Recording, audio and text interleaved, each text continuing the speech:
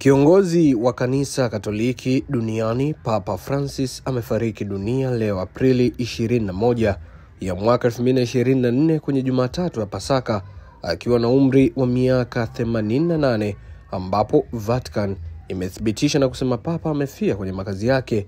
Vatican na taarifa zaidi kuhusu kifo chake zitatolewa. Papa ambaye amezaliwa mwaka 1936 hivi karibuni amepitia changamoto ya upumuaji hadi kuhitaji mashine ya kusaidia kupumua, na amekuwa akikabiliwa na matatizo ya kiafya ikiwemo maambukizi ya mapafu, pneumonia, hadi kupelekea kulazwa kwa wiki kadhaa kabla na baadaye afya yake kuimarika.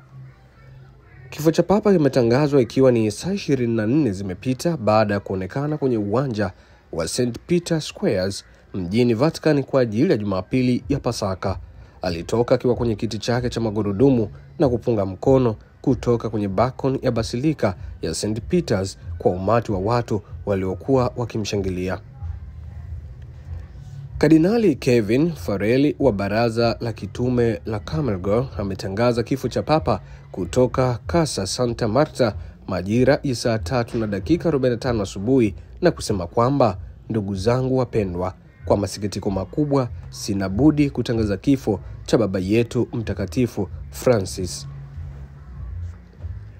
Saa 1:35 asubuhi ya leo, askofu wa Roma Francis amerudi nyumbani kwa Baba. Maisha yake yote yaliwekwa wakfu kwa huduma ya Bwana na kanisa lake.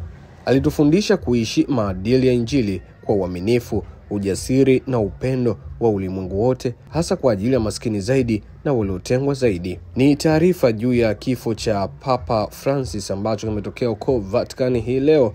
Mimi natumika naba ni leo kanasi juu ya matukio zaidi kuhusu msiba wa Papa.